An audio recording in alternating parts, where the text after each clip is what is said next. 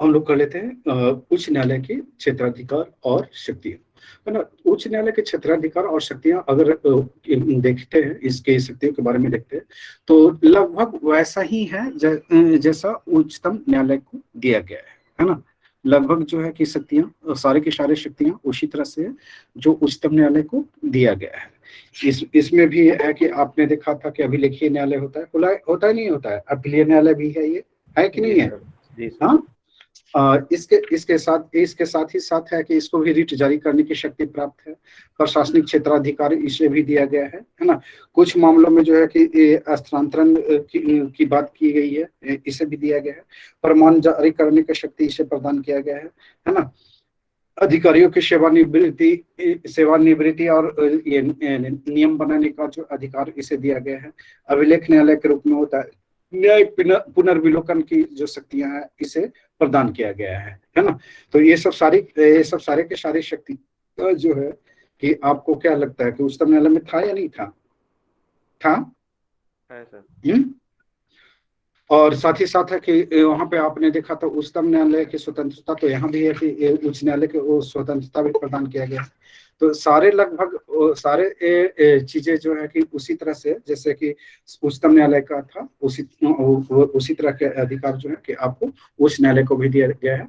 तो लिख लेते हैं, सबसे पहले लिख लीजिए।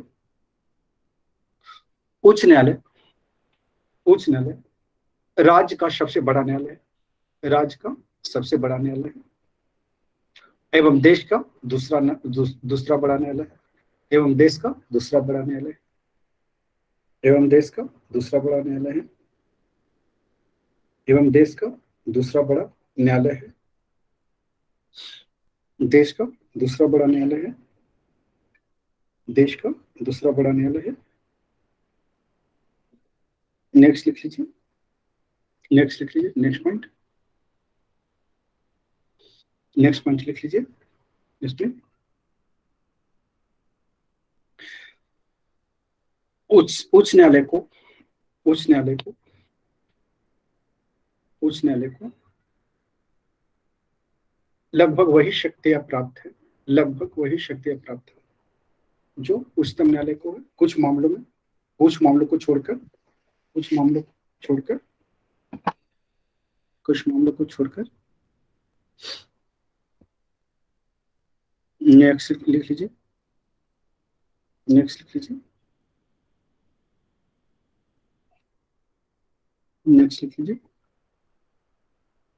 उच्च न्यायालय के निम्नलिखित, उच्च न्यायालय को निम्नलिखित शक्तियां प्राप्त है। तो पहला लिख लीजिए उसमें, पहला प्रारंभिक क्षेत्राधिकार, प्रारंभिक क्षेत्राधिकार, प्रारंभिक क्षेत्राधिकार लिख लीजिए। अनुच्छेद 227 के तहत, 227 के तहत, 227 के तहत या फिर ये क्या कहते हैं 226 के तहत क्षेत्राधिकार दो किस सौ मामले? छब्बीस होगा। 226 में क्या आता है? रिट जारी करने का शक्ति है ना। हाँ, तो 227 में प्रशासनिक क्षेत्राधिकार की बात की गई है। हाँ, तो प्रारंभिक क्षेत्राधिकार और प्रशासनिक क्षेत्राधिकार में अंतर है। लिख लीजिए। प्रशासनिक का वो देखभाल करेगा ना। प्रशासनिक का एक बार करेगा, चलिए ठीक है। प्रशासनिक में 227 है ना। तो लिख लीजिए अनुच्छेद 226 के तहत, 226 के तहत उच्च न्यायालय को, उच्च न्यायालय को, उच्च न्यायालय को, उच्च न्यायालय को मूल अधिकार को संरक्षित करने का, संरक्षित करने का प्रारंभिक अधिकार, प्रारंभिक अधिकार दिया गया है, प्रारंभिक अधिकार दिया गया है, प्रारंभिक अधिकार दिया गया है। कोई भी व्यक्ति या किसी व्यक्ति का यदि, किसी व्यक्ति का यदि मूल अधिकार, मूल अधिकारों का हनन होता है, हनन होता है, तो तब आर्टिकल, अनुच्छेद 226 के तहत, 226 के तहत 226 के तहत वह व्यक्ति अपने मूल अधिकारों को जारी रखने के लिए उच्च न्यायालय उच्च न्यायालय उच्च न्यायालय जा सकता है उच्च न्यायालय जा सकता है उच्च न्यायालय जा सकता है। नेक्स्ट लिख लीजिए। उच्च न्यायालय अनुच्छेद 226 के तहत मूल अधिकारों को लागू कराने के लिए रीट रीट रीट रीट जारी कर सकता है। हर जगह पर लिखने की जरूरत नहीं है कि कौन कौन से रीट है। रीट जारी कर सकता है। नेक्स्ट लिख लीजिए। लोकसभा लोकसभा तथा विधानसभा लोकसभा तथा विधानसभा चुनाव से संबंधित यदि कोई विवाद है यदि कोई विवाद होता है यदि कोई विवाद होता है यदि कोई विवाद होता है यदि कोई विवाद होता है तो सीधे सीधे उसे उच्च न्यायालय उच्च न्यायालय उच्च न्यायालय में सुने जा सकते हैं सुने जा सकते हैं। नेक्स्ट लिख लीजिए। उच्च न्यायालय को आपराधिक या दीवानी मामलों में उच्च न्यायालय को आपराधिक या दीवानी मामलों में उच्च न्यायालय को आपराधिक या दीवानी मामलों में किसी भी प्रकार की आरंभिक अधिकार प्राप्त नहीं है। आरंभिक अधिकार प्राप्त नहीं है। आरंभिक अधिकार प्राप्त नहीं है। आरंभिक अधिकार प्राप्त नहीं है। ये तो है कि पैरालंपिक में इंडिया कमाल का प्रदर्शन कर रहा है। बहुत मेडल आया है इस बार। 15 2 17 1 18 मेडल हो गए। हाँ, अभी है कि दो मेडल जो है कि उस समय मैं देख रहा था तो है कि सिल्वर जीत चुका था। और ये इंडिया जो है कि बहुत तेजी से बदलाव आया है इंडिया में, जहाँ खेल खास करके खेलों में।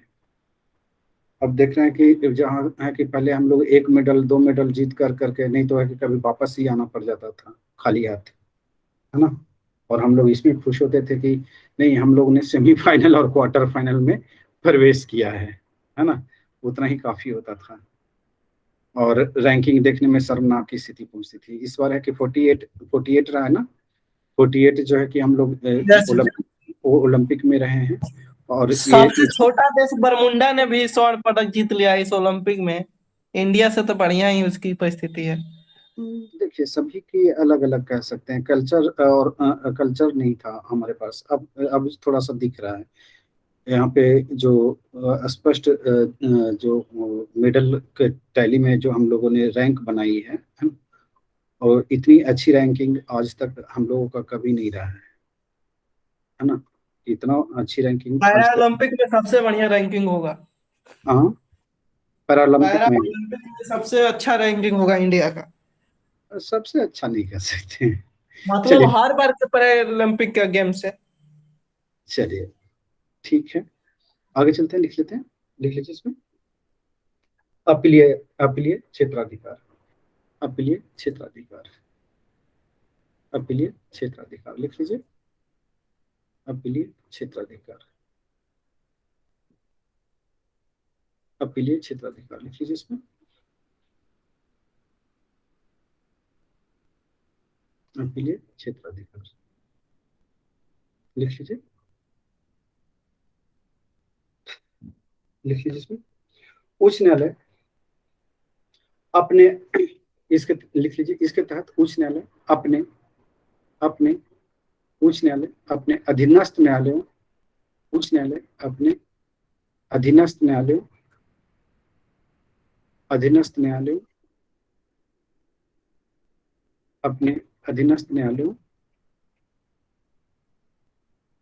अपने अधीनस्थ न्यायालयों के निर्णयों कि अपीलें सुनता है, कि अपीलें सुनता है, कि अपीलें सुनता है, जिसमें जिसमें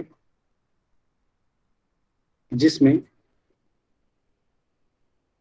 जिसमें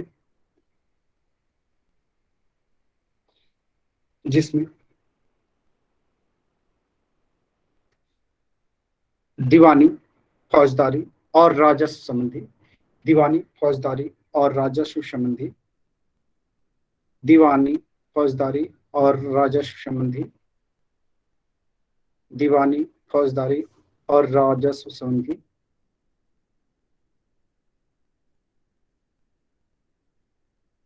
राजस्व संबंधी, दीवानी, फौजदारी और राजस्व संबंधी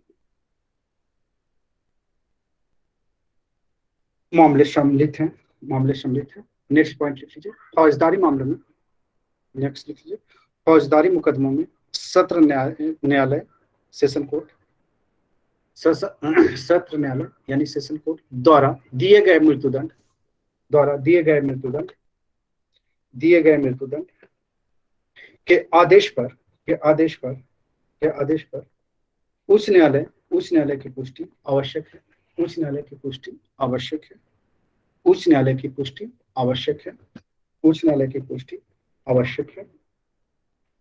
क्वेश्चन आप लोगों का जो है कि अच्छा बना है, किसका, टेस्ट सीरीज का, ठीक है, और मुझे उम्मीद है कि आप लोग बहुत अच्छा करेंगे। नेक्स्ट लिख लीजिए, नेक्स्ट लिख लीजिए। इसके अतिरिक्त उच्च न्यायालय के एकल न्यायाधीश के निर्णय, उच्च न्यायालय के एकल न्यायाधीश के निर्णय के विरुद्ध उच्च न्यायालय में पुनः अपील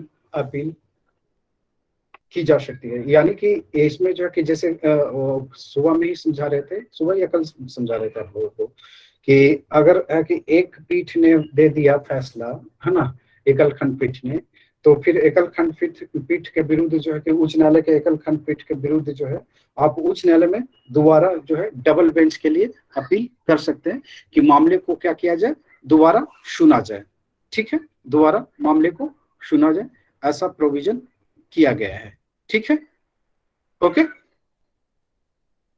नेक्स्ट लिख लीजिए, नेक्स्ट लिख लीजिए, नेक्स्ट लिख लीजिए इसमें उच्च न्यायालय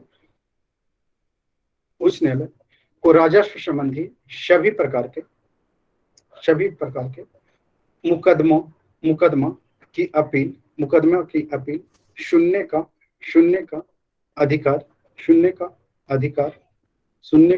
अधिकार प्राप्त है। नेक्स्ट लिख लीजिए, नेक्स्ट लिख लीजिए, राजस्व संबंधी मामले को सुनने का अधिकार 40वें संविधान संशोधन 1978 के तहत प्रदान किया गया है। नोट कर लिख लीजिएगा इसको, ठीक है। आगे चलते हैं, नेक्स्ट लिख लीजिए, रिट जारी करने का अधिकार, लिख लीजिए।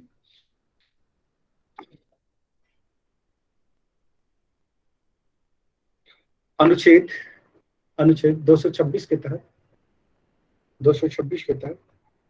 उच्च न्यायालय को प्रत्येक उच्च न्यायालय को उस राज्य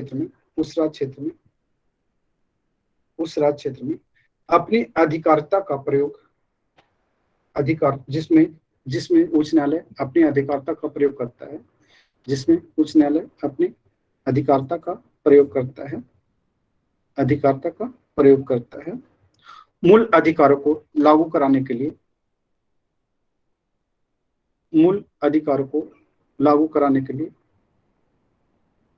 रिट जारी करने का अधिकार प्रदान किया गया है। रिट जारी करने का अधिकार प्रदान किया गया है। रिट जारी करने का अधिकार प्रदान किया गया है। लिख लीजिए, नेक्स्ट पॉइंट लिख लीजिए, नेक्स्ट पॉइंट, नेक्स्ट लिख लीजिए। ये रिट कौन कौन से होंगे?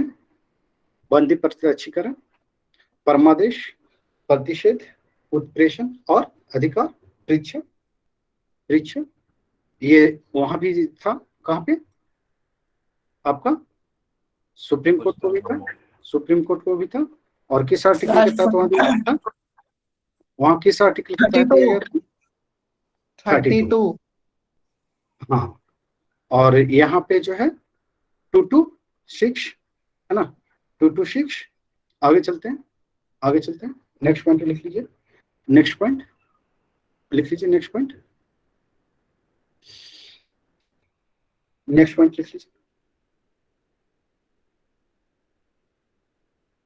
लिख लीजिए नेक्स्ट पॉइंट। इसमें प्रशासनिक क्षेत्राधिकार है ना, नेक्स्ट नेक्स्ट लिख लीजिए, प्रशासनिक क्षेत्राधिकार, अनुच्छेद अनुच्छेद अनुच्छेद अनुच्छेद अनुच्छेद 227 के तहत, 227 के तहत उच्च न्यायालय को, उच्च न्यायालय को प्रशासनिक क्षेत्राधिकार, प्रशासनिक क्षेत्राधिकार प्रदान किया गया है, प्रशासनिक क्षेत्राधिकार प्रदान किया गया है, प्रशासनिक क्षेत्राधिकार प्रदान किया गया है। लिख लीजिए, प्रशासनिक क्षेत्राधिकार प्रदान किया गया है,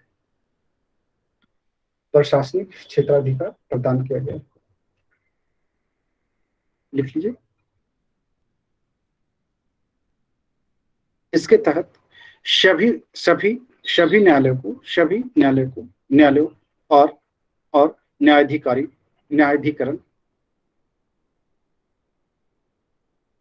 के अधीक्षण का अधिकार, के अधीक्षण का अधिकार, अधीक्षण का अधिकार मतलब जांच का अधिकार उच्च न्यायालय को, उच्च न्यायालय को प्रदान किया गया, प्रदान किया गया है, प्रदान किया गया है। नेक्स्ट लिख लीजिए, नेक्स्ट लिख लीजिए। इसके इसके अतिरिक्त उच्च न्यायालय को निम्नलिखित शक्तियां प्राप्त हैं,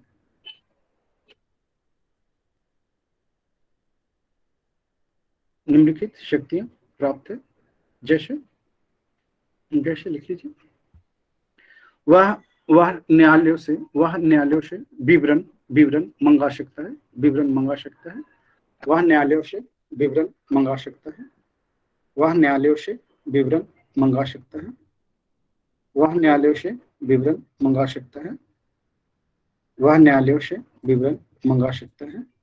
नेक्स्ट लिख लीजिए, वह न्यायालयों से विवरण मंगा सकता है। नेक्स्ट पॉइंट कर लीजिए, नेक्स्ट पॉइंट,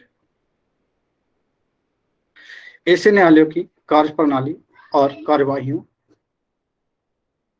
कार्यवाहियों के विनियमन हेतु, विनियमन हेतु, विनियमन हेतु साधारण नियम, साधारण नियम या प्रारूप, या प्रारूप, या प्रारूप, या प्रारूप, या प्रारूप,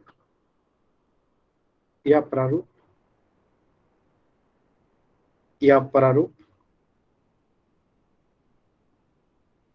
बना सकता है। नेक्स्ट लिख लीजिए, किन्हीं ऐसे न्यायालयों, किन्हीं ऐसे न्यायालयों के अधिकारियों द्वारा, के अधिकारियों द्वारा, के अधिकारियों द्वारा, के अधिकारियों द्वारा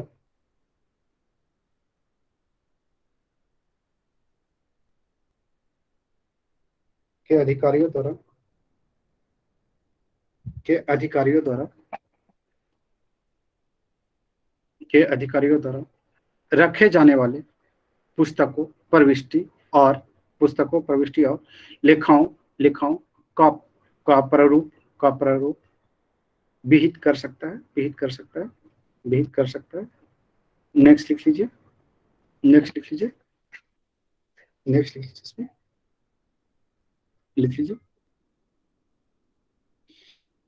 उच्च न्यायालय, उच्च न्यायालय, उच्च न्यायालय सशस्त्र बलों से संबंधित, सशस्त्र बलों से संबंधित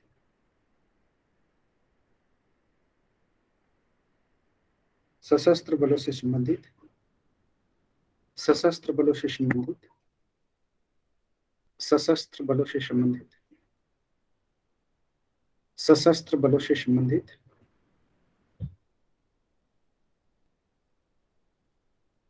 सशस्त्र बलों से संबंधित किसी न्यायालय या, किसी न्यायालय या अधिकरण पर, अधिकरण पर अधीक्षण की शक्ति नहीं है। उच्च न्यायालय को जो है कि ये जो कोर्ट मार्शल वगैरह होता है ना, तो उसको ये नहीं देख सकता है ना। आगे चलते हैं।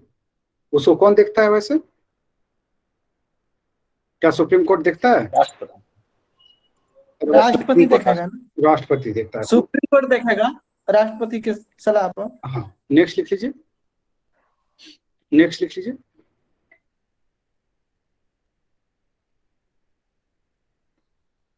नेक्स्ट लिख लीजिए। उच्च न्यायालय का मुख्य न्यायाधीश प्रशासनिक हैसियत से काज करता है। तब वह अन्य न्यायाधीशों की रीटों की अधिकारता के अधीन होता है। नेक्स्ट लिखिए। कुछ मामलों में अंतरण की शक्ति, ट्रांसफर की शक्ति। तो इसमें उसमें क्या देखा था आपने? क्या देखा था सुप्रीम कोर्ट में? ट्रांसफर वाली बात देखी थी। मुख्य न्यायाधीश की सहायता से वो क्या करेंगे, राष्ट्रपति ट्रांसफर कर सकते हैं। हाँ, लिख लीजिए इसमें। अनुच्छेद 228 के तहत उच्च न्यायालय को उच्चतम न्यायालय की भांति कुछ मामलों को, उसमें राष्ट्रपति का कहाँ ये था,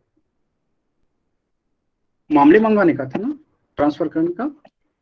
तो लिख लीजिए, उपराष्ट्रपति ये क्या कहते हैं, उच्चतम न्यायालय की भांति कुछ मामलों को अपने पास मंगाने का अधिकार प्राप्त है।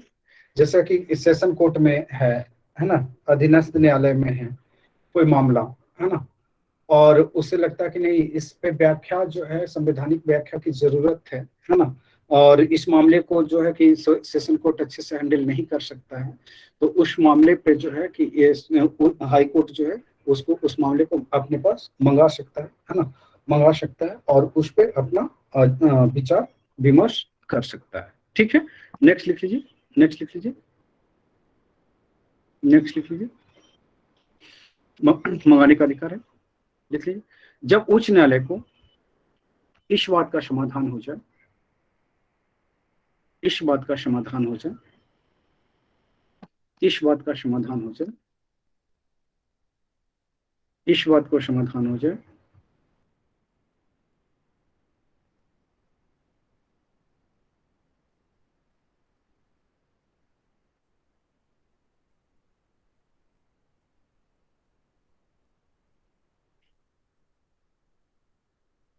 इस बात का समाधान हो जाए, लिख लीजिए, इस बात का समाधान हो जाए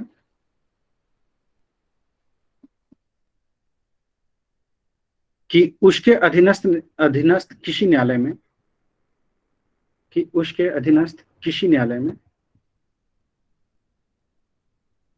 उसके अधीनस्थ किसी न्यायालय में, उसके अधीनस्थ किसी न्यायालय में, उसके अधीनस्थ किसी न्यायालय में कोई ऐसा मामला लंबित है, कोई ऐसा मामला लंबित है, कोई ऐसा मामला लंबित है जिसमें संविधान की व्याख्या, जिसमें संविधान की व्याख्या के बारे में, संविधान की व्याख्या के बारे में, संविधान के व्याख्या के बारे में, संविधान की व्याख्या के बारे में, व्याख्या के बारे में विधि का कोई महत्वपूर्ण प्रश्न शामिल है, विधि का कोई महत्वपूर्ण प्रश्न शामिल है, शामिल है, शामिल है, तब उच्च न्यायालय उस मामले को अपने पास मंगा सकता है, मंगा सकता है।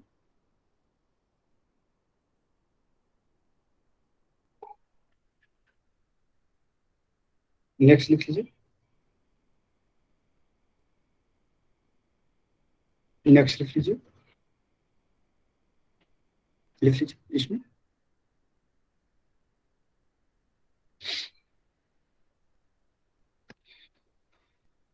लिख लीजिए अभिलेख न्यायालय। नेक्स्ट पॉइंट, अभिलेख न्यायालय। अभिलेख न्यायालय यहाँ भी किस अनुच्छेद के तहत है?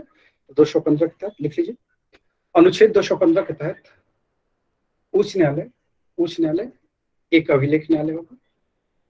उच्च न्यायालय एक अभिलेख न्यायालय होगा। उच्च न्यायालय एक अभिलेख न्यायालय होगा। उच्च न्यायालय एक अभिलेख न्यायालय होगा। उच्च न्यायालय एक अभिलेख न्यायालय होगा। अब ये अभिलेख न्यायालय क्यों होगा? इसमें क्या होता है थोड़ा सा बताएं। सारा चीज बताया हुआ, पढ़ाया हुआ है। सर उसके फैसले व आदेश अभिलेख के रूप में सुरक्षित रखे जाते हैं और उन्हें किसी भी अदालत में प्रमाण के रूप में पेश किया जा सकता है। क्या ये सुप्रीम कोर्ट में मान्य होगा? जी सर, नहीं। अनुच्छेद देख हाँ? सुप्रीम कोर्ट में मान्य सुप्रीम कोर्ट तक मानने के लिए बाध्य नहीं होगा सर। बाध्य नहीं होगा। अधीनस्थ न्यायालय के लिए है। हाँ, ये अधीनस्थ न्यायालय बाध्य नहीं होगा, है ना। सुप्रीम कोर्ट चाहे नहीं, तो सुप्रीम कोर्ट चाहे तो फिर से इसके फैसले को रिव्यू कर लेगा, है ना। है ना, नहीं, नहीं करेगा। न्यायिक पुनर्विलोकन के तहत, है ना। आगे चलते हैं। लिख लीजिए, लिख लीजिए इसमें अनुच्छेद 215 के तहत उच्च न्यायालय, उच्च न्यायालय उच्चतम न्यायालय के भांति, उच्चतम न्यायालय के भांति अभिलेख न्यायालय है। अभिलेख न्यायालय, अभिलेख न्यायालय। नेक्स्ट लिख लीजिए उच्च न्यायालय। लिख लीजिए उच्च न्यायालय की सभी कार्रवाई कार्रवाई कार्रवाई सभी कार्रवाई सभी कार्रवाई उच्च न्यायालय की सभी कार्रवाई लिखित लिखित उच्च क्या लिखा? सभी कार्रवाई लिखित लिखित होती है, लिखित होती है, लिखित होती है, लिखित होती है। एक मिनट।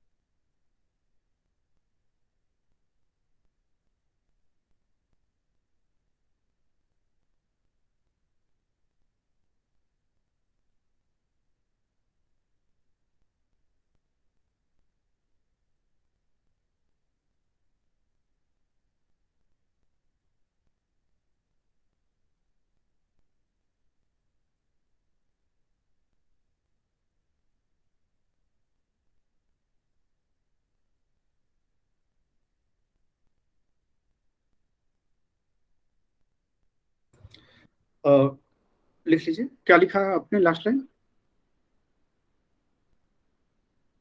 क्या लिखा? उच्च न्यायालय की सभी कार्रवाई लिखित होती है। उच्च न्यायालय की सभी कार्रवाई लिखित होती है ना, ताकि उन्हें अधीनस्थ न्यायालयों के लिए, अधीनस्थ न्यायालयों के लिए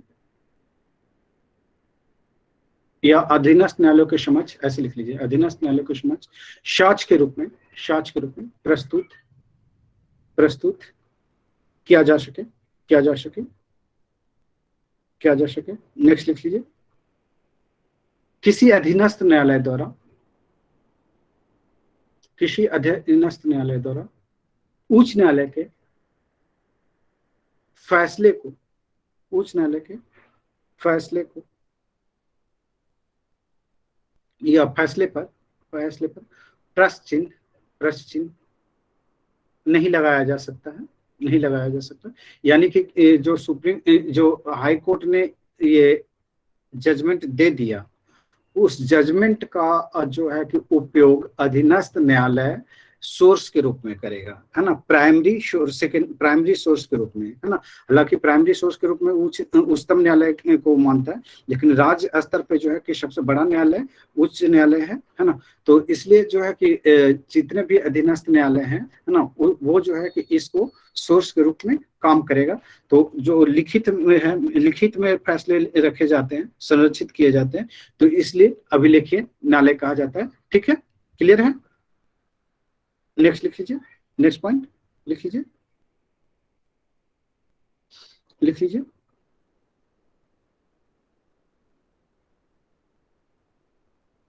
लिख लीजिए। यदि कोई व्यक्ति, यदि कोई व्यक्ति उच्च न्यायालय, उच्च न्यायालय के द्वारा दिए गए फैसले को अधीनस्थ न्यायालय में मानने से इनकार करता है, तब ऐसी स्थिति में उच्च न्यायालय, उच्च न्यायालय अपने तथा अधीनस्थ न्यायालय के अवमानना, अवमानना के लिए, अवमानना के लिए व्यक्ति को, व्यक्ति को दंड का, व्यक्ति को दंड का प्रावधान कर सकता है, कर सकता है। ये समझ में आ गई? अगर है कि मान लीजिए कि सुशील जो है कि कहें कि नहीं, हम नहीं मानते ये क्या कहते हैं हाई कोर्ट के फैसले को, आप है कि उसके आधार पर कैसे दे सकते हो, है ना, उसके आधार पर मुझे सजा कैसे दे सकते हो, तो सुशील को जो है कि उच्च न्यायालय ये अपने अवमानना ये कहा जाएगा कि आपने जो है कि हाई कोर्ट के बातों को आपने नहीं माना, अवमानना किया है, इंसल्ट किया है, और साथ ही साथ है कि आपने अधीनस्थ न्यायालय को भी इंसल्ट किया है, तो इसलिए आपको जेल की सजा हो सकती है। ठीक है, या आर्थिक दंड लगाए जा सकते हैं आपके ऊपर। ठीक है, नेक्स्ट लिख लीजिए, नेक्स्ट लिख लीजिए। न्यायिक पुनर्विलोकन की शक्ति, न्यायिक पुनर्विलोकन की शक्ति लिख लीजिए। इस अनुच्छेद किसके तहत है? न्यायिक पुनर्विलोकन की शक्ति किसके तहत दी गई है सुशील? किस अनुच्छेद के तहत न्यायिक पुनर्विलोकन की शक्ति किस अनुच्छेद के तहत दिया गया है? 243। 243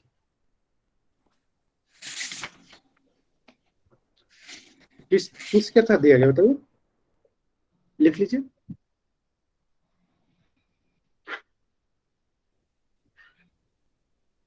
उच्च न्यायालय को,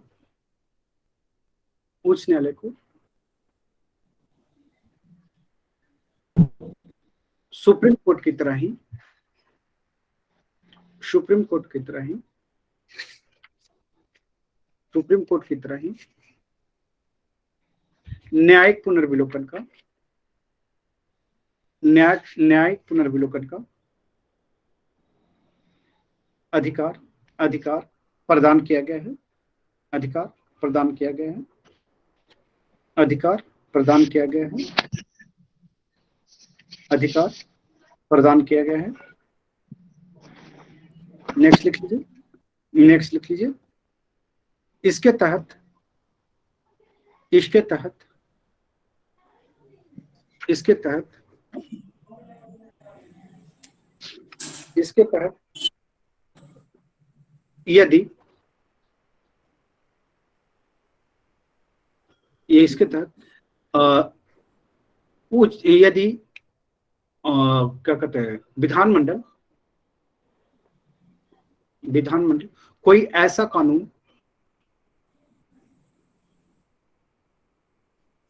पारित कर दे, पारित कर दे जो संवैधानिक दायरे से बाहर हो, बाहर हो, तब उच्च न्यायालय, उच्च न्यायालय उस कानून को असंवैधानिक, असंवैधानिक करार दे सकता है। उस कानून को असंवैधानिक करार दे सकता है। देखिए, जो भी कानून बनेगा, अगर किसी कानून को जो है कि हाई कोर्ट में चैलेंज किया जाएगा किसी के द्वारा, तो उसकी जांच करेगा उच्च न्यायालय कि ये क्या वाकई जो है कि जनता के हित में है या नहीं है। अगर जनता के हित में है तो कितना है, क्या ये संविधान के दायरे के तहत बनाए गए हैं या फिर असंवैधानिक तरीके से, गैर कानूनी तरीके से इसको पेश किया गया, क्या इस पे चर्चा हुई है या नहीं हुई है, जो कानून बनाने की प्रक्रिया है, वाचन हुआ है या नहीं हुआ है ना। और अगर है कि वो ये हाई कोर्ट ये पाता है कि नहीं, ये कानून जो है कि में जो है कि प्रोसेस को जो है फॉलो नहीं किया गया है, तो उस कानून को असंवैधानिक करार देगा, ठीक है, और वो कानून क्या हो जाएगा, रद्द हो जाएगा, रद्द हो जाएगा ना। तो ये सिर्फ विधानमंडल के लिए है या फिर संसद द्वारा बनाए गए कानून के लिए? क्या संसद द्वारा बनाए गए कानून को तो कौन करेगा? वो तो सुप्रीम कोर्ट करेगा। अब उच्च न्यायालय भी कर सकता है। विधानमंडल के कानून को कौन करेगा? संसद का भी उच्च न्यायालय कर सकता है, क्योंकि जो भी संसद में कानून पारित होता है, आधा से अधिक राज्य में उसको संशोधित करना पड़ता है, तो संशोधित करेगा विधानमंडल, तो उसको यही कंफ्यूजन है, मतलब संसद का कानून। एक बात बताइए, है ना, सुप्रीम कौन, जब सुप्रीम कोर्ट है तो फिर किसी हाई कोर्ट को रिव्यू करने की क्या जरूरत पड़ेगी संसद के कानून को? नहीं सर, ये अधिकारिता क्षेत्र में किसकी आएगी, किसके क्षेत्र में वो तो आएगी? संसद का अगर रहेगा तब तो सुप्रीम कोर्ट में जाएगा। सुप्रीम कोर्ट में जाएगा, खत्म हो गया सिस्टम, ठीक है। चलिए नेक्स्ट लिख लीजिए, नेक्स्ट पॉइंट कर लेते हैं, लिख लीजिए इसमें। इस प्रकार उच्च न्यायालय अपनी शक्ति का प्रयोग संविधान के रक्षा के लिए करता है। नेक्स्ट पॉइंट लिख लीजिए, अधिकारियों, अधिकारियों, अधिकारियों तथा सेवकों की नियुक्ति संबंधी प्रावधान, नियुक्ति संबंधी शक्तियां कर दीजिए, नियुक्ति संबंधी शक्तियां, नियुक्ति संबंधी शक्तियां,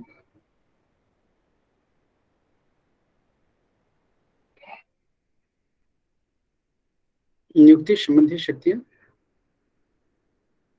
लिख लीजिए इसमें। उच्च न्यायालय को, उच्च न्यायालय को अधिकारियों, अधिकारियों सेवकों की नियुक्ति, नियुक्ति, उनकी सेवा शर्तें, उनकी सेवा शर्तें, उनकी सेवा शर्तें,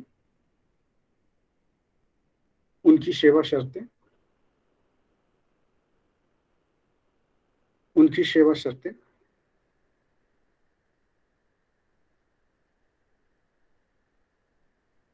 उनकी सेवा शर्तें,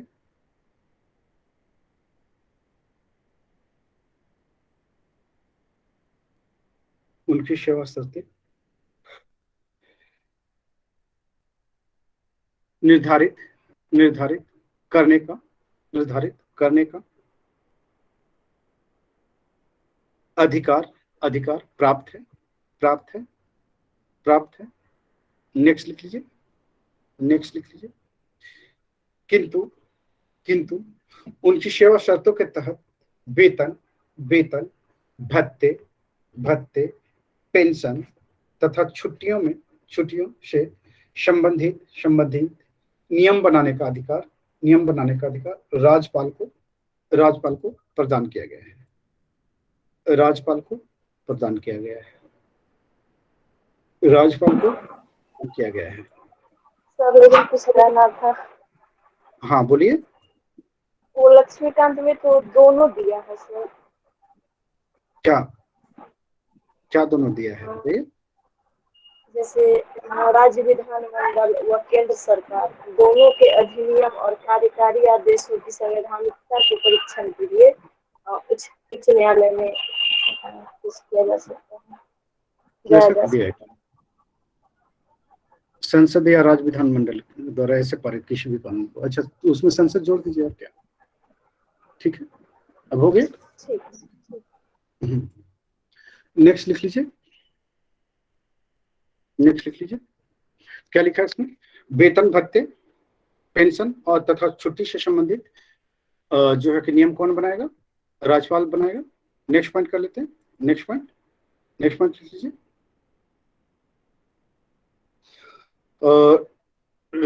ये उच्च न्यायालय के अधिकारियों सेवक के वेतन भत्ते एवं पेंशन किस पे ये भारित होगा? राज्य संचित निधि पे भारित होगा। राज्य संचित निधि पे भारित होगा। नेक्स्ट लिख लीजिए, नेक्स्ट पॉइंट लिख लीजिए।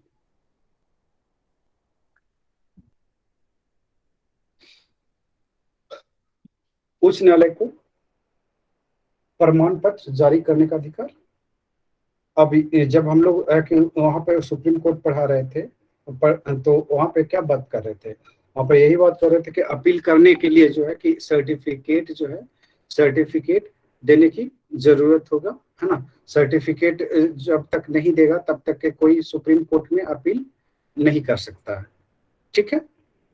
ओके, तो वही चीजें यहाँ पे हम लोग देख लेते हैं। लिख लीजिए। अनुच्छेद 134 का के तहत उच्च न्यायालय को उच्चतम न्यायालय में अपील करने हेतु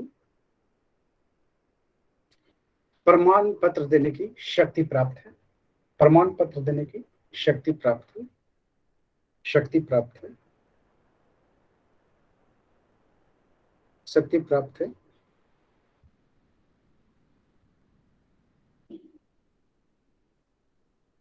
नेक्स्ट लिख लीजिए। अनुच्छेद 33 132 133 134 के तहत उच्चतम न्यायालय में अपील करने के लिए उच्चतम न्यायालय में अपील करने के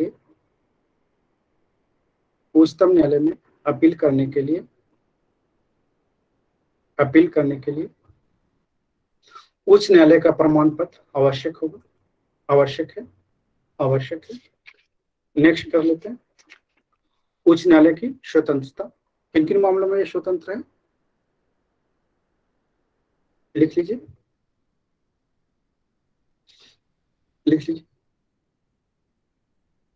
उच्च न्यायालय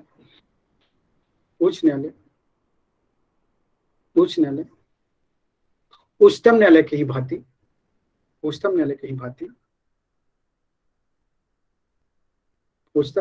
भांति विधानमंडल तथा राज्य की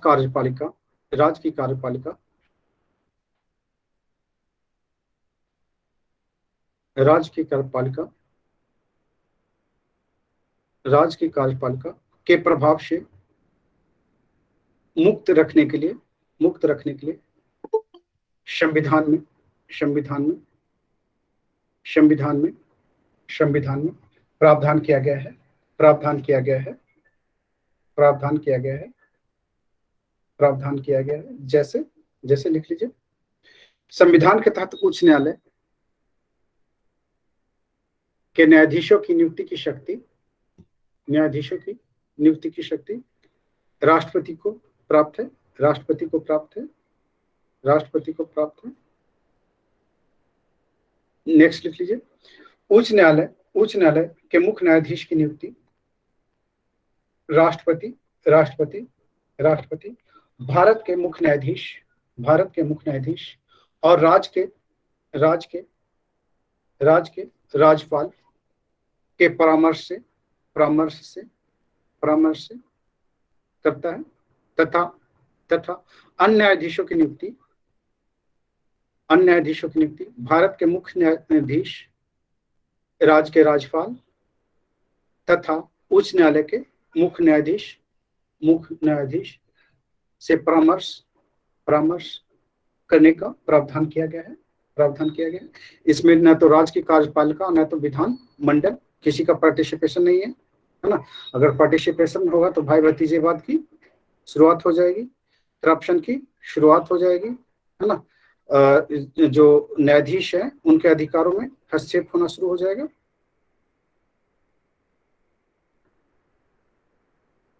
उच्च न्यायालय के न्यायाधीशों का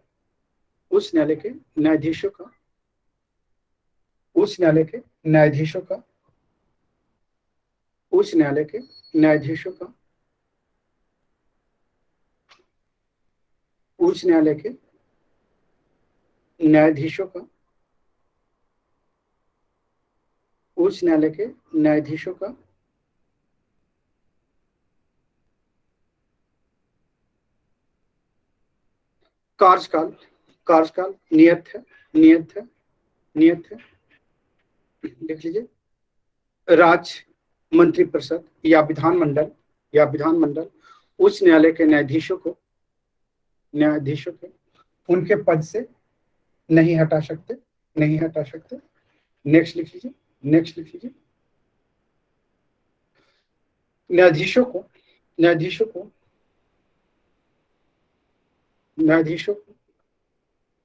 इस अवधि में संसद द्वारा महाभियोग की विशेष प्रक्रिया के आधार पर ही हटाया जा सकता है। नेक्स्ट लिख लीजिए, न्यायाधीशों के वेतन एवं भत्ते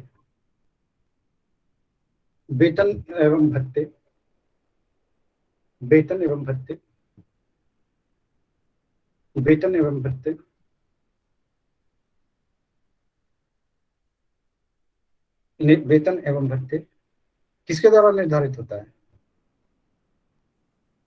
राज्य के संचित निधि से निर्धारित किसके द्वारा होता है? संसद द्वारा, संसद कानून बनाने को निर्धारित करेगा। हाँ, लिख लीजिए, राज्यपाल या न्यायाधीशों के वेतन एवं भत्ते अपने पदावधि के दरमियान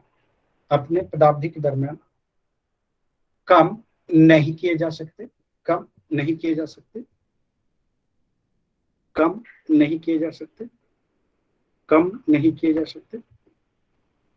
नेक्स्ट लिख लीजिए,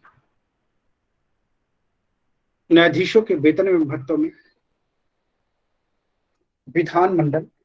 विधानमंडल किसी भी प्रकार की कटौती नहीं कर सकता। बिल्कुल उन्मुक्ति है ना। ये जॉब जो है ना बिल्कुल बिंदास होकर के करने लायक है ना। कोई टेंशन नहीं, कोई नेता नगरी आपके आसपास नहीं फटेगा और ना कोई दबाव डालेगा, और न तो है कि आपके द्वारा दिए गए फैसले पर कोई सवाल होगा, है ना। तो इससे अच्छा और क्या हो सकता है? नेक्स्ट लिख लीजिए,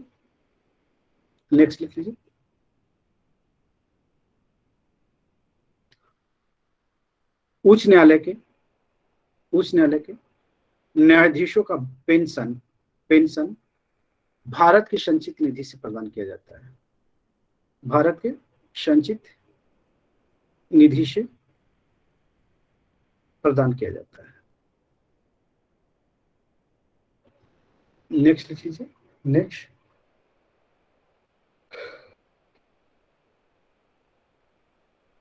अपने अपने पद पर कर्तव्य का निर्वहन निर्वहन में उच्च न्यायालय के न्यायाधीशों के उच्च न्यायालय के न्यायाधीशों के उच्च न्यायालय के न्यायाधीशों के द्वारा किए गए किसी आचरण के संबंध में किसी आचरण के संबंध में किसी आचरण के संबंध में संसद या राज्य विधान मंडल में संसद या राज्य विधान मंडल में वाद विवाद नहीं किया जा सकता नहीं किया जा सकता नहीं किया जा सकता नहीं किया जा सकता नहीं किया जा सकता। लिख लीजिए, उच्च न्यायालय अपने अपमान के लिए या अवमानना के लिए, ऐसे भी कर सकते हैं, अपने अपमान के लिए किसी को भी, लिख लीजिए, किसी को भी दंडित कर सकता है दंडित कर सकता है। नेक्स्ट लिख लीजिए। नेक्स्ट नेक्स्ट लिख लीजिए, उच्च न्यायालय की कार्य प्रणाली और अधिकारियों एवं कर्मचारियों पर उच्च न्यायालय का ही नियंत्रण रहता है नियंत्रण रहता है नियंत्रण रहता है। नेक्स्ट पॉइंट कर लीजिए। नेक्स्ट पॉइंट, उच्च न्यायालय के अधिकारियों व कर्मचारियों की नियुक्ति, छुट्टी, पदोन्नति,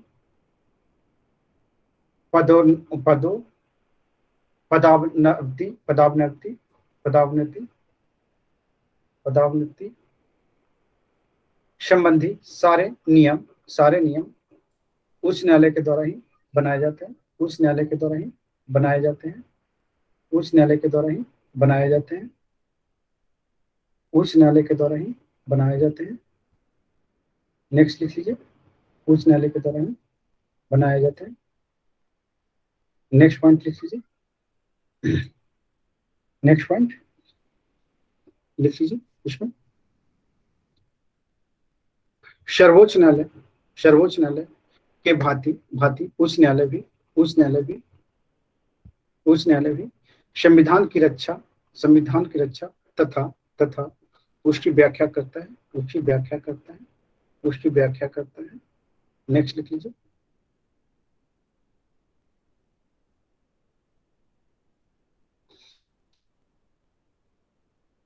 उच्च न्यायालय संविधान के विरुद्ध होने पर वह संसद या राज्य विधान मंडल के किसी भी कानून को अवैध घोषित कर सकता है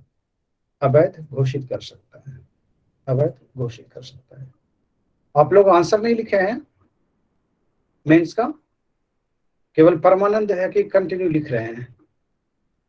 लिखे हैं सर, भेजे नहीं है। नहीं सर, हम नहीं लिख रहे हैं। भेज दो। अभी संतोष सर ये कर रहे हैं, रिव्यू कर रहे हैं, फिर छूट जाएगा आप लोगों का। भेजे हुए हैं, कल भेजे ठीक है हैं। सर, अभी भेज दो, अभी रिव्यू कर रहे हैं।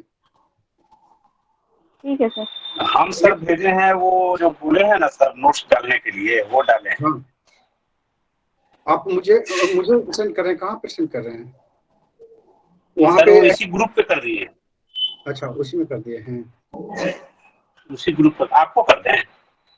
मेरे को कर देते हैं, उन लोगों को समझ में नहीं आएगा और वो समझ लेगा कि ये क्या कहते हैं, आप ही का आंसर सर, आपका आंसर। अच्छा, तो वो आप पर पर्सनली भेज देते हैं। हाँ, नेक्स्ट लिख लीजिए। नेक्स्ट पॉइंट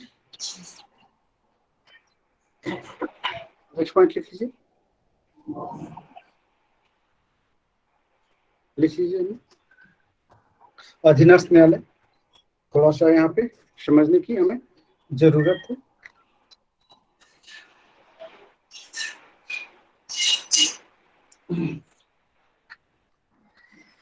दिख रहा है इधर बोर्ड? ठीक है।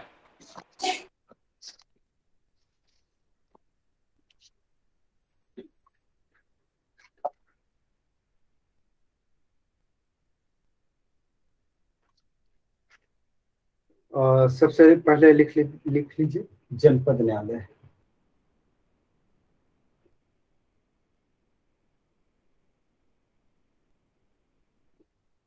जनपद न्यायालय,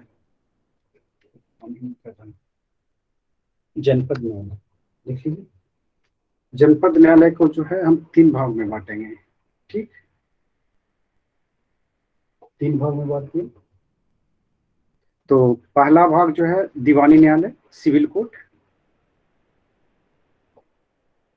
दीवानी न्यायालय, इंग्लिश में थोड़ा लिखते चलिएगा, सिविल कोर्ट, सिविल कोर्ट। दूसरा लिख लीजिए फौजदारी न्यायालय, क्रिमिनल कोर्ट, फौजदारी न्यायालय, फौजदारी न्यायालय, क्रिमिनल कोर्ट। और तीसरा लिख लीजिए राजस्व न्यायालय, राजस्व न्यायालय, रेवेन्यू कोर्ट, रेवेन्यू कोर्ट, ठीक है। अब एक एक करके नीचे लिखते जाइएगा। इसके नीचे क्या आएगा, है ना, दीवानी के नीचे लिख लीजिए। दीवानी के नीचे जो है आएगा जिला न्यायाधीश का न्यायालय, जिला न्यायाधीश का न्यायालय, जिला न्यायाधीश का न्यायालय, धीश का न्यायालय। जिला न्यायाधीश के नीचे लिख लीजिए, जिला न्यायाधीश के नीचे अपर जिला न्यायाधीश का न्यायालय, अपर जिला न्यायाधीश का न्यायालय आएगा, अपर जिला न्यायाधीश का न्यायालय आएगा। उसके नीचे लिख लीजिए, उसके नीचे लिख लीजिए सिविल जज या सिविल जज, इसको कहते हैं senior division, senior division, senior division, senior division. उसके नीचे लिख लीजिए सिविल जज junior division, junior division, civil जज जूनियर डिवीजन। उसके नीचे लिख लीजिए, उसके नीचे लिख लीजिए, उसके नीचे लिख लीजिए लघुवाद न्यायाधीश, लघुवाद न्यायाधीश, इसको खफीफा, खफीफा न्यायालय बोलते हैं। और सबसे नीचे लिख लीजिए न्याय पंचायत, सबसे पहले सबसे नीचे न्याय पंचायत। अब उसके बाद है कि फौजदारी में लिख लीजिए फौजदारी न्यायालय, फौजदारी न्यायालय वाला लिखा हुआ है आपका पहले से, तो इसके फौजदारी न्यायालय के नीचे लिख लीजिए, फौजदारी न्यायालय के नीचे लिख लीजिए, फौजदारी न्यायालय के नीचे सेशन न्यायाधीश, सेशन न्यायाधीश, सेशन न्यायाधीश, इसको सत्र न्यायाधीश भी बोलते हैं, सत्र न्यायाधीश। नीचे लिख लीजिए उसके सत्र न्यायाधीश के नीचे अपर सत्र न्यायाधीश, अपर सत्र न्यायाधीश। उसके नीचे लिख लीजिए मुख्य न्यायिक मजिस्ट्रेट, मुख्य न्यायिक मजिस्ट्रेट, मुख्य न्यायिक मजिस्ट्रेट। उसके नीचे लिख लीजिए, उसके नीचे लिख लीजिए अतिरिक्त मुख्य न्यायिक मजिस्ट्रेट, अतिरिक्त मुख्य न्यायिक मजिस्ट्रेट।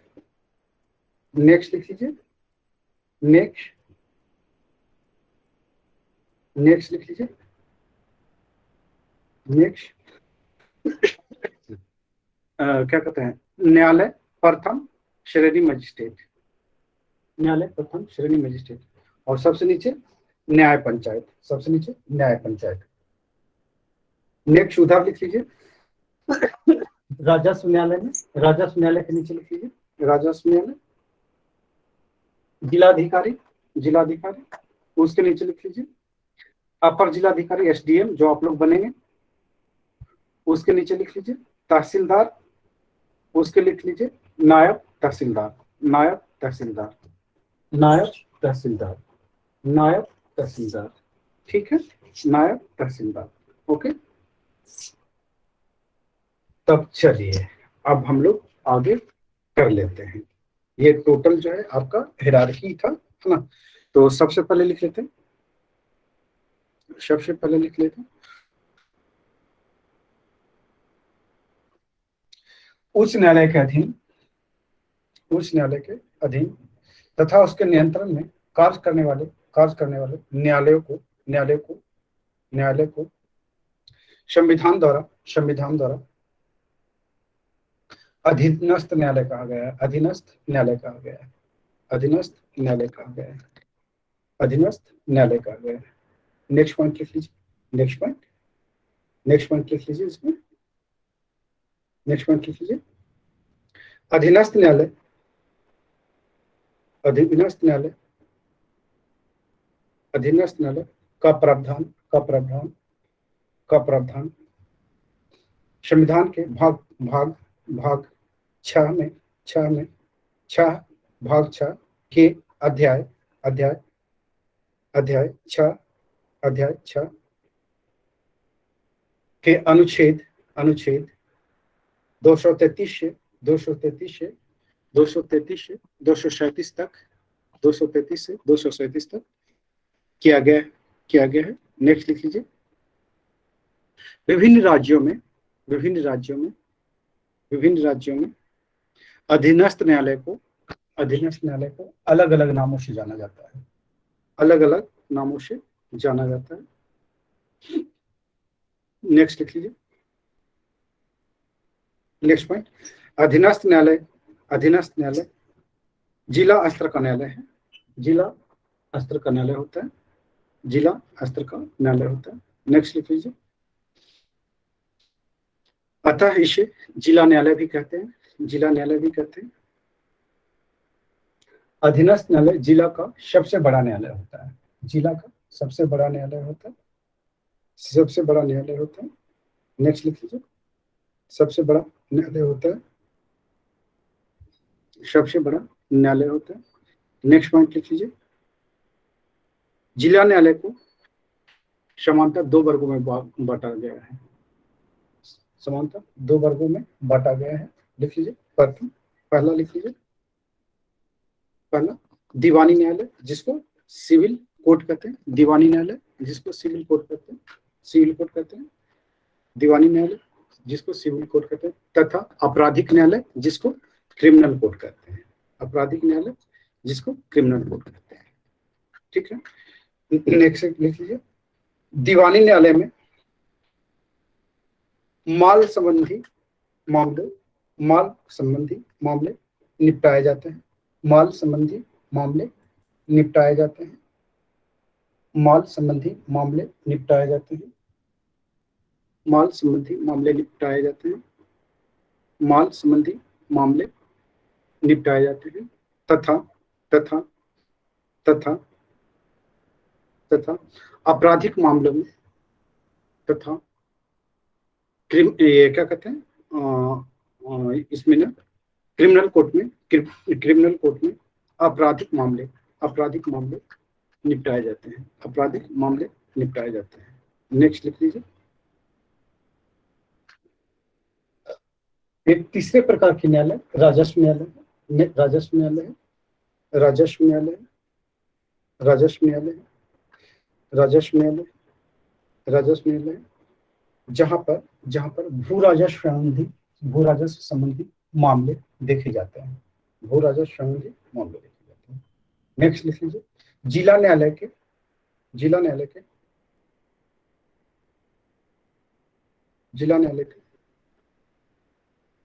न्यायाधीश को डिस्ट्रिक्ट जज कहते हैं, डिस्ट्रिक्ट जज कहते हैं, डिस्ट्रिक्ट जज कहते हैं। लिख लीजिए। वह जिला का सबसे बड़ा पदाधिकारी होता है, जिला का सबसे बड़ा न्यायिक पदाधिकारी होता है, न्यायिक पदाधिकारी होता है। जिला न्यायाधीश दीवानी और फौजदारी दोनों मामले को देखता है, दीवानी और फौजदारी दोनों मामले को देखता है। नेक्स्ट लिख लीजिए। नेक्स्ट, जब जिला न्यायाधीश दीवानी मामले को देखता है, दीवानी मामले को देखता है, तो तब उसे जिला जज कहते हैं, डिस्ट्रिक्ट जज कहते हैं, जिला जज कहते हैं। तथा जब जिला न्यायाधीश आपराधिक मामले को देखता है, आपराधिक मामले को देखता है, तब उसे सत्र न्यायाधीश या सेशन जज कहते हैं, सत्र न्यायाधीश या सेशन जज कहते हैं। नेक्स्ट लिख लीजिए। नेक्स्ट पॉइंट लिख लीजिए। नेक्स्ट लिख लीजिए।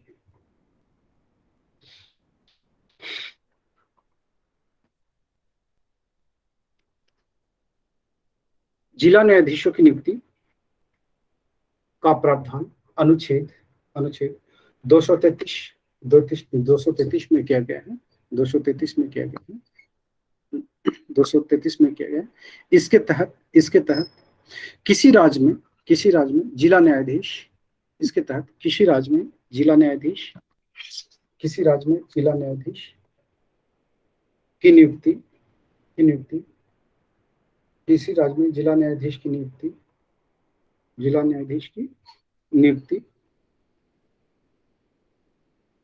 नियुक्ति पदस्थापन तथा प्रोन्नति उस राज्य के राज्यपाल द्वारा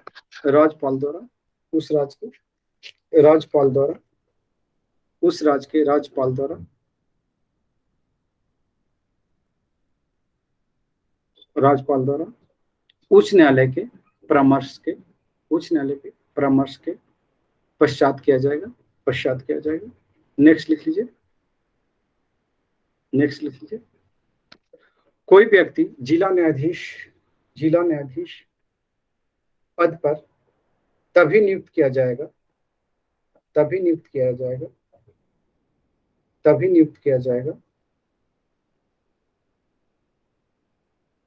जबकि वह पहले से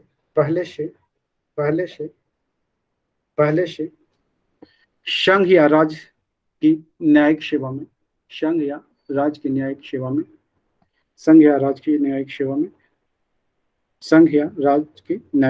हो या कम से कम 7 वर्ष तक अधिवक्ता के रूप में कार्य किया हो और उसकी नियुक्ति की उच्चतम न्यायालय ने सिफारिश किया हो। तो ये बहुत टेढ़ी खीर है ना। 7 साल है कि आप वकालत कीजिए, है ना, या फिर है कि कहीं पे है कि आपने काम किया हो, है ना, जज के रूप में, तभी है कि आपका जिला जज के रूप में अपॉइंटमेंट होगा। ठीक है, नेक्स्ट लिख लीजिए। जिला न्यायाधीश की नियुक्ति के दो तरीके हैं।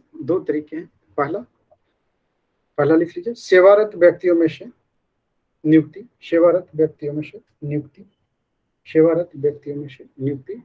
दूसरा लिख लीजिए, अधिवक्ताओं की सीधी भर्ती। ठीक है, नेक्स्ट लिख लीजिए।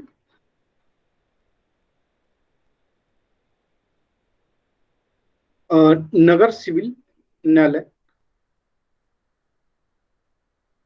की नियुक्ति जिला न्यायाधीश पद के अंतर्गत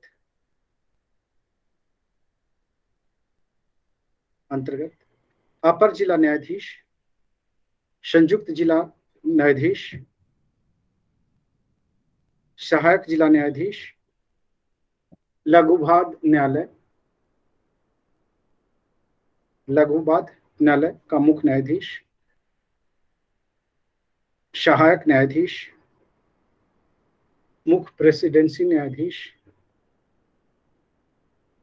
अपर मुख्य प्रेसिडेंसी न्यायाधीश, सेशन न्यायाधीश, अपर सेशन न्यायाधीश,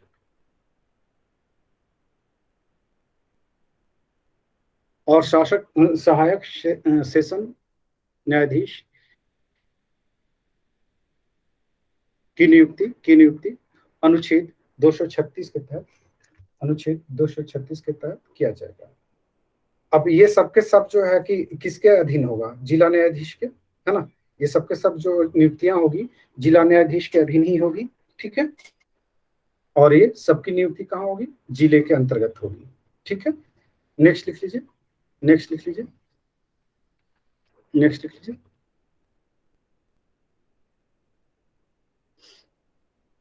जिला न्यायाधीश को किसी भी मुल्क के सिविल मामलों की सुनवाई का आरंभिक अधिकार प्रदान किया गया है। लिख लीजिए। उसे अपीलीय इसके तहत 5 लाख रुपए तथा पुनरीक्षण के तहत 1 लाख रुपए 1 लाख रुपए के मामले मामलों पर सुनवाई की अधिकारता प्राप्त है। नेक्स्ट लिख लीजिए। आपराधिक मामलों में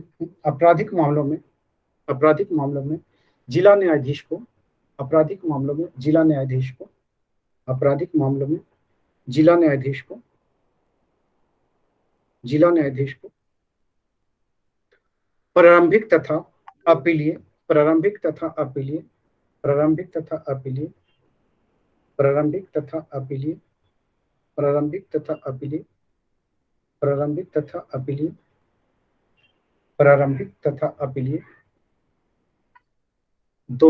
दोनों अधिकार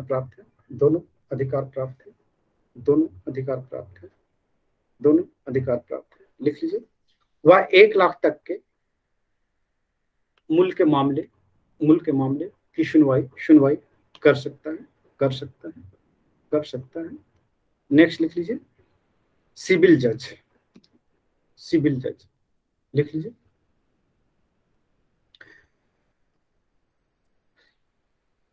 सिविल जज, इसकी नियुक्ति कहाँ होती है? मुंसिफ न्यायालय में, है ना। लिख लीजिए इसको। सिविल जज को पहले मुंसिफ न्यायालय के नाम से भी जाना जाता था।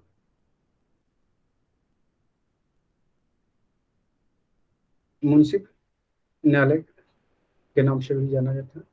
इसे 1 लाख तक के मामले को सुनने का अधिकार 1 लाख तक के दीवानी मामलों को, है ना, दीवानी मामलों को सुनने का अधिकार है।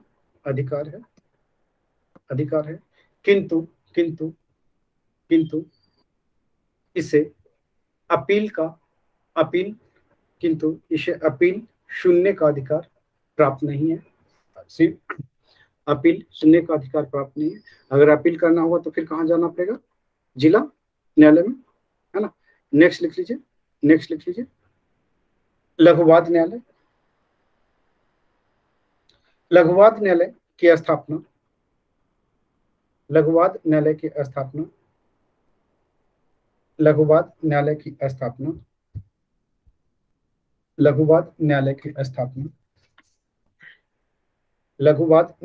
स्थापना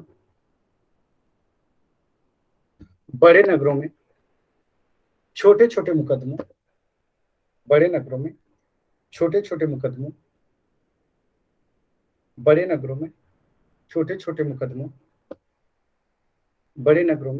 छोटे छोटे मुकदमों के निस्तारण के लिए की जाती है। ये न्यायालय किराया वसूली किराएदार की बेदखली आदि से संबंधित मुकदमों की सुनवाई करता है। नेक्स्ट लिख लीजिए। और सत्र न्यायाधीश, सॉरी क्या लिखा? हाँ, लिख लीजिए। सत्र न्यायाधीश के नीचे आपराधिक मामलों की सुनवाई के लिए मुख्य न्यायिक मजिस्ट्रेट प्रथम श्रेणी तथा न्यायिक मजिस्ट्रेट द्वितीय श्रेणी का न्यायालय होता है। नेक्स्ट लिख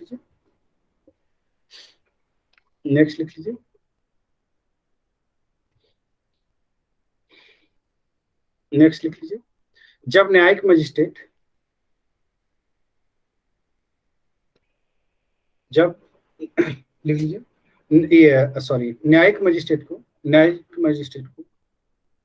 न्यायिक मजिस्ट्रेट को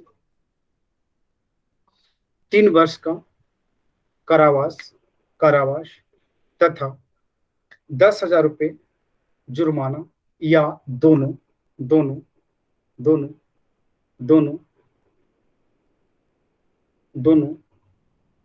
लगाने का अधिकार, लगाने का अधिकार प्राप्त है, प्राप्त है। नेक्स्ट लिख लीजिए। न्यायिक मजिस्ट्रेट द्वितीय श्रेणी, द्वितीय श्रेणी को, द्वितीय श्रेणी को 1 वर्ष तक कारावास, 1 वर्ष तक कारावास या 5,000 रुपए का जुर्माना, का जुर्माना लगाने का अधिकार प्राप्त है। नेक्स्ट लिख लीजिए। नेक्स्ट लिख लीजिए इसमें राजस्व न्यायालय, राजस्व न्यायालय, राजस्व न्यायालय में किसका मामला आएगा? भू राजस्व संबंधी जितने भी मामले आएंगे, है ना, तो इसमें सुनवाई होगी। लिख लीजिए, लिख लीजिए। भू राजस्व संबंधी राज्य स्तर पर, राज्य स्तर पर पृथक न्यायालय का प्रावधान किया गया है, पृथक न्यायालय का प्रावधान किया गया है, पृथक न्यायालय का प्रावधान किया गया है, पृथक न्यायालय का प्रावधान किया गया है, पृथक न्यायालय का प्रावधान किया गया है। नेक्स्ट लिख लीजिए।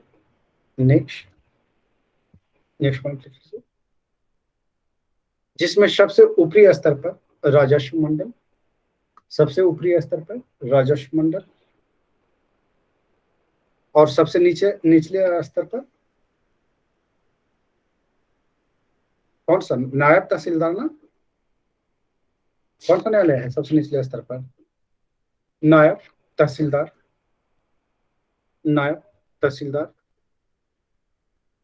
नायब तहसीलदार का न्यायालय होता है, का न्यायालय होता है। लिख लीजिए। राजस्व मंडल किसको कहते हैं? इसमें क्या क्या कार्य है लिख लेते हैं इसको। राजस्व मंडल में, राजस्व मंडल लिख लीजिए। प्रत्येक राज्य में एक राजस्व मंडल की स्थापना की जाती है, की जाती है। एक राजस्व मंडल की स्थापना की जाती है, एक राजस्व मंडल की स्थापना की जाती है। लिख लीजिए। एक राजस्व मंडल की स्थापना की जाती है। इसके तहत, इसके तहत, इसके तहत, इसके तहत राजस्व संबंधी विवादों, राजस्व संबंधी विवादों का निपटारा, राजस्व संबंधी विवादों का निपटारा किया जाता है। राजस्व संबंधी विवादों का निपटारा किया जाता है। राजस्व संबंधी विवादों का निपटारा किया जाता है। राजस्व संबंधी विवादों का निपटारा किया जाता है। नेक्स्ट पॉइंट लिख लीजिए। नेक्स्ट पॉइंट लिख लीजिए। नेक्स्ट पॉइंट, इसके निर्णय के विरुद्ध अपील, अपील राज्य के उच्च न्यायालयों में की जा सकती है, राज्य के उच्च न्यायालय में की जा सकती है। नेक्स्ट पॉइंट कर लेते हैं। नेक्स्ट लिख लेते हैं। कमिश्नर या आयुक्त, कमिश्नर या आयुक्त, कमिश्नर या आयुक्त लिख लीजिए। कमिश्नर या आयुक्त लिख लीजिए इसको। नेक्स्ट लिख लीजिए, लिख लीजिए इसको। भू राजस्व या माल गुजारी संबंधी, माल गुजारी संबंधी, भू राजस्व या माल गुजारी संबंधी कार्य के लिए राज्य को कई कमिश्नरियों में, राज्य को कई कमिश्नरियों में बांटा जाता है, बांटा जाता है। राज्य को कई कमिश्नरियों में बांटा जाता है। राज्य को कई कमिश्नरियों, कई कमिश्नरियों में बांटा जाता है, बांटा जाता है, बांटा जाता है। नेक्स्ट लिख लीजिए। नेक्स्ट लिख लीजिए इसमें। प्रत्येक कमिश्नरी का प्रधान कमिश्नर या आयुक्त कहलाता है, कमिश्नर या आयुक्त कहलाता है। नेक्स्ट लिख लीजिए। नेक्स्ट पॉइंट, नेक्स्ट पॉइंट लिख लीजिए। नेक्स्ट लिख लीजिए। आयुक्त के द्वारा जिला न्यायाधीश के फैसले के विरुद्ध अपीलें सुनी जाती है और आयुक्त के फैसलों के विरुद्ध अपीलें राज्य परिषद रेवेन्यू बोर्ड में सुनी जाती है नेक्स्ट लिख लीजिए। जिलाध्यक्ष कलेक्टर माल गुजारी के वसूली के लिए हर जिले में एक जिला न्यायाधीश की नियुक्ति होती है जो तहसीलदार तथा सब डिवीजन मजिस्ट्रेट के निर्णयों के विरुद्ध अपीलों की सुनवाई करता है। नेक्स्ट लिख लीजिए। सब डिविजनल मजिस्ट्रेट SDM है ना, लिख लीजिए। जिला कई सब डिवीजन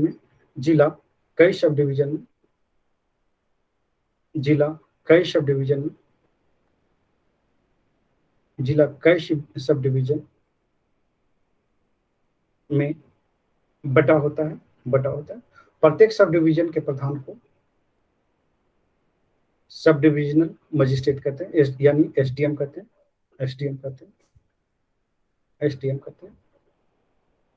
लिख लीजिए। ये जिलाधीश के अधीन होते हुए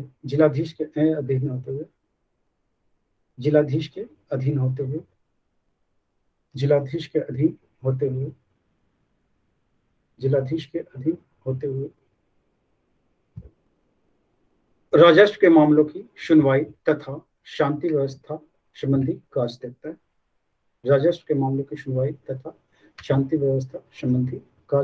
देखता है। नेक्स्ट लिख लीजिए। तहसीलदार, ये यूपी में होता है, बिहार में होता है क्या तहसीलदार? होता है? नहीं होता है। लिख लीजिए। तहसीलदार यह सब डिवीजन में होता है ना। अनुमंडल कोर्ट को ही तो तहसीलदार बोलते हैं। अनुमंडल कोर्ट को बोलते हैं। किसको बोलते हैं? अनुमंडल कोर्ट होता है बिहार में। होता है। PO क्या होता है सर? लिख लीजिए। सब डिविजनल लिख लीजिए। तहसीलदार यह सब डिवीजन तहसीलों में बटा होता है। तहसील है अपने पास थोड़े नहीं है ना, तहसील जनपद तो यहाँ पे है ना, यूपी में है ना। और प्रत्येक तहसील में एक तहसीलदार होता है और इसका मुख्य काम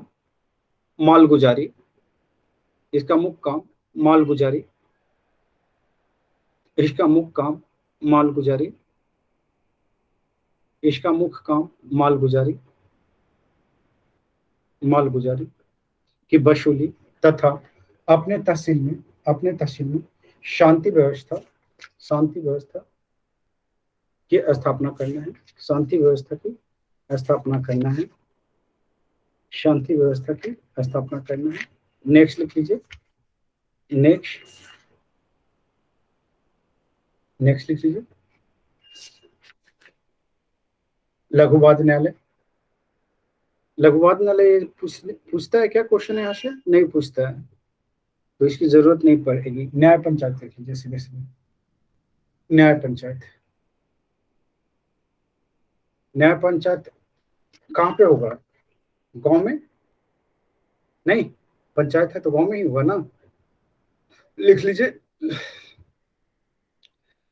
न्याय पंचायत ग्रामीण क्षेत्रों में सबसे निचले स्तर पर न्याय पंचायतें होती है।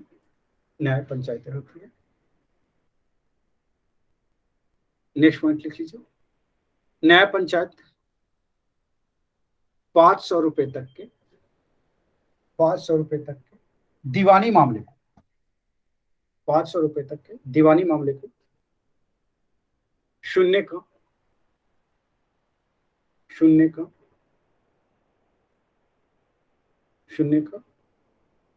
अधिकार होता है। नेक्स्ट लिख लीजिए। न्याय पंचायतें फौजदारी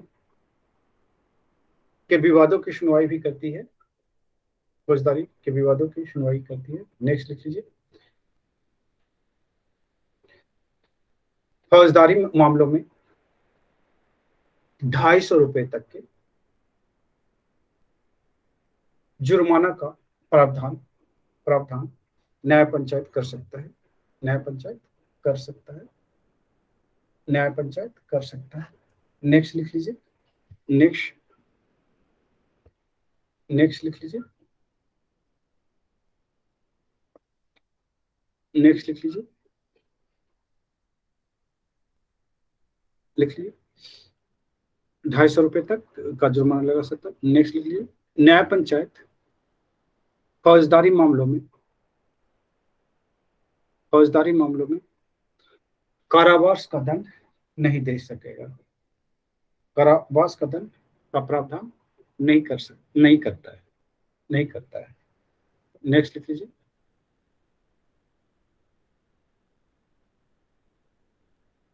ये क्या कहते हैं, न्याय पंचायत के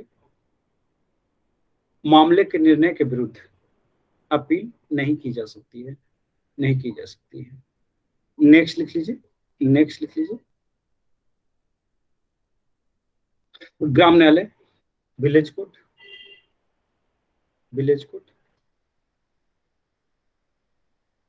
भारत में प्रत्येक व्यक्ति तक न्यायिक व्यवस्था को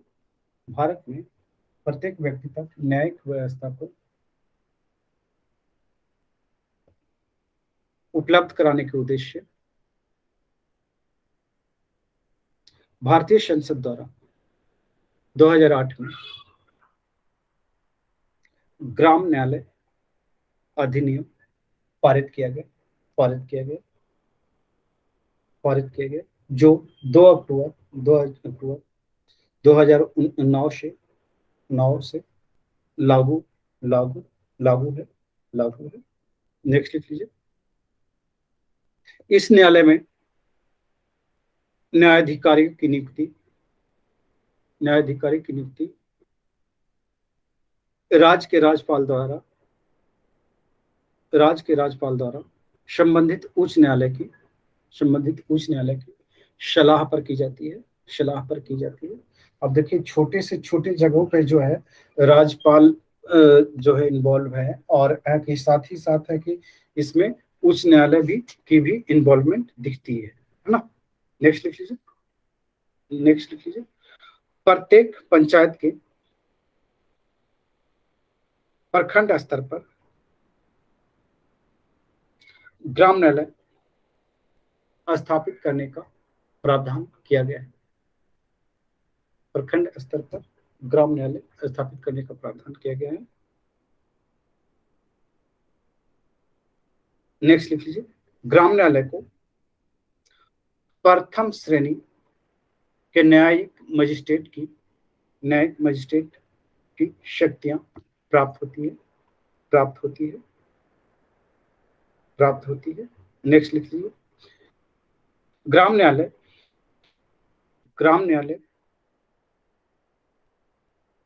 चलते फिरते न्यायालय होंगे, ब्रैकेट में लिख लीजिए मोबाइल कोर्ट, जो गांवों में जाकर सुनवाई करेंगे। नेक्स्ट लिख लीजिए। ग्राम न्यायालय को सिविल तथा आपराधिक दोनों मामले की सुनवाई का अधिकार प्राप्त है। नेक्स्ट लिख लीजिए। न्याय पंचायत ग्राम न्यायालय एक निशुल्क न्याय प्रदान करता है। ग्राम न्यायालय निशुल्क न्याय प्रदान करता है, यानी कि इसके लिए कोई फीस निर्धारित नहीं किए गए हैं। अब जो है कि यहीं पे रखते हैं, क्योंकि तुरंत आप लोगों को फिर से जुड़ना होगा, तो खान पान कर लीजिए, नाश्ता वास्ता कर लीजिए।